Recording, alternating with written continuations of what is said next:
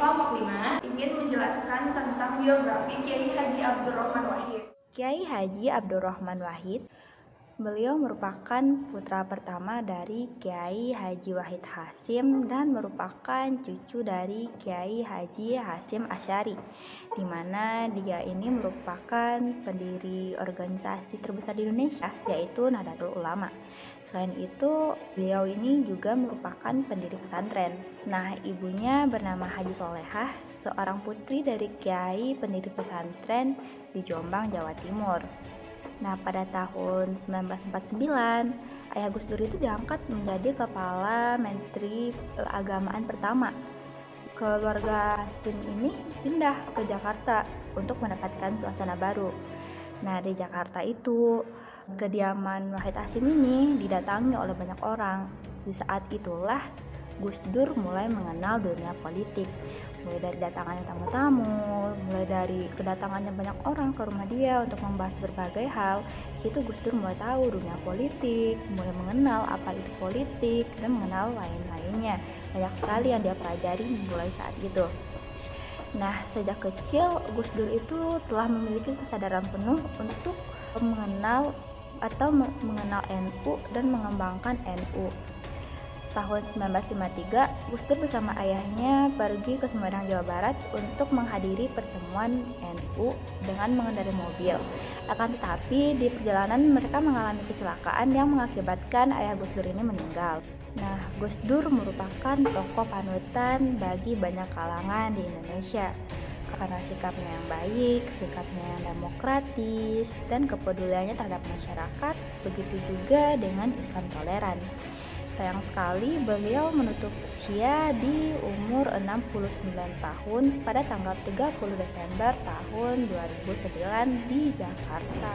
Riwayat pendidikan Gus Dur dimulai pada saat tahun 1993, di mana beliau lulus dari sekolah dasar dan kemudian melanjutkan studinya di SMEP Pegawoman atau Sekolah Menengah Ekonomi Pertama Pegawoman.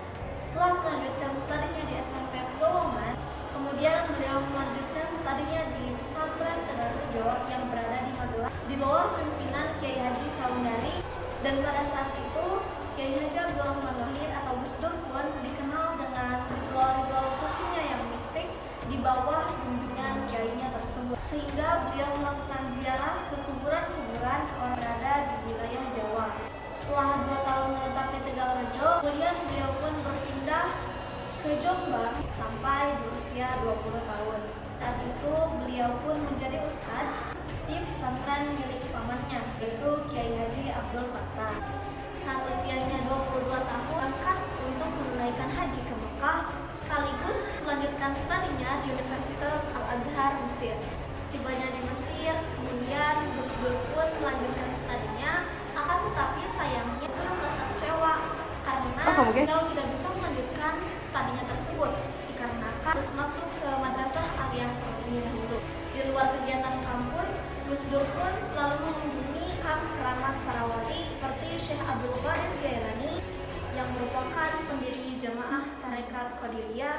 Gus Dur pun banyak mendalami ajaran Imam Junaidi Al-Baghdadi yang merupakan pendiri aliran Nahdlatul Ulama. Setelah menyelesaikan pendidikannya di Baghdad, kemudian Gus Dur pun melanjutkan studinya ke Eropa. Akan tetapi Gus Dur pun tidak bisa mengikuti studi tersebut dikarenakan beliau harus bisa menguasai bahasa Yunani, Jerman, dan Latin. Untuk menghilangkan rasa kecewanya, kemudian Gus Dur pun menjadi pelajar keliling yang melakukan studi ke berbagai universitas di belahan dunia. Akhirnya Gus Dur pun menetap di Belanda selama 6 bulan dan sekaligus mendirikan suatu perkumpulan pelajar muslim yang ada di Belanda. Suatu perkumpulan pelajar muslim Indonesia dan Malaysia yang tinggal di daratan Eropa, dan akhirnya Gus Dur pun sempat pergi ke McGill University untuk memperdalam kajian keislamannya. Dan Gus Dur kembali setelah terilham sebuah berita tentang perkembangan dunia pesantren,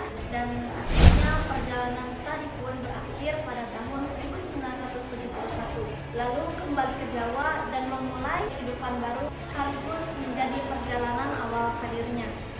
Desa Abdurrahman Wahid atau bisa dikenal dengan Gus Dur saat menjadi presiden, menjadikan tahun baru Imlek sebagai sebagai tahun libur nasional. Karena tahun baru Imlek pada masa penjajahan Belanda itu sempat dilarang.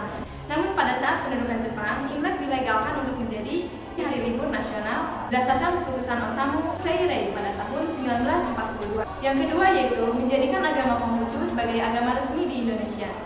Pada masa Abdurrahman Wahid atau Gus Dur, agama Konghucu diresmikan menjadi agama resmi di Indonesia.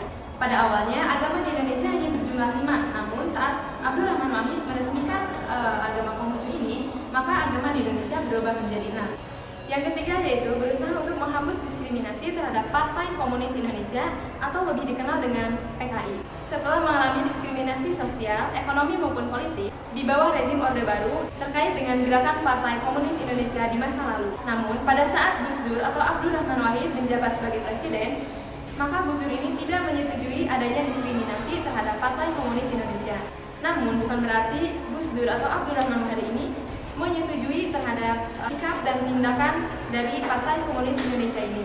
Maka dari itu, dari sikap Gus Dur ini, dalam tulisannya, beliau mendapat banyak tantangan dan kecaman pada masa di tahun 2012. Yang keempat yaitu merawat paham kebangsaan di tubuh Nahdlatul Ulama atau dikenal dengan NU sebagai organisasi Islam terbesar di Indonesia pada masa itu. Nahdlatul Ulama atau lebih dikenal dengan NU itu memiliki peran yang sangat besar dalam pembangunan di Indonesia. Dari masa ke masa, proses tersebut menjadi suatu jembatan bagi umat Islam untuk berkomunikasi dengan umat yang lain. Dengan keyakinan bahwa persoalan keumatan merupakan persoalan bangsa, begitupun sebaliknya. Yang kelima, Gus Dur ini turut berjasa dalam kesejahteraan pegawai negeri sipil atau bisa dikenal dengan PNS. Saat menjabat sebagai presiden, Gus Dur ini memiliki peran yang sangat besar terhadap PNS. Salah satu kebijakannya yaitu menaikkan gaji PNS dengan signifikan. Berikut adalah penghargaan yang telah diterima oleh Gus Dur. Pertama, Islamic Missionary Award from the Government of Egypt tahun 1991. Kedua, Honorary Degree in Public Valuing Issues from University of Twente tahun 2000. Honoris Causa dalam bidang filosofi atau Global Leadership di Columbia University 2008. Honoris Causa dari Action Shadow Workers, sebuah penghargaan pada personal yang gigih memperjuangkan pluralisme dan multikulturalisme diberikan oleh Simon Wiesenthal Center, yayasan yang bergerak di bidang penegakan HAM dan toleransi antar umat beragama. Oke, segitu aja video dari kami. Kalian jangan lupa klik like, comment, and subscribe. Dan sampai jumpa di video selanjutnya.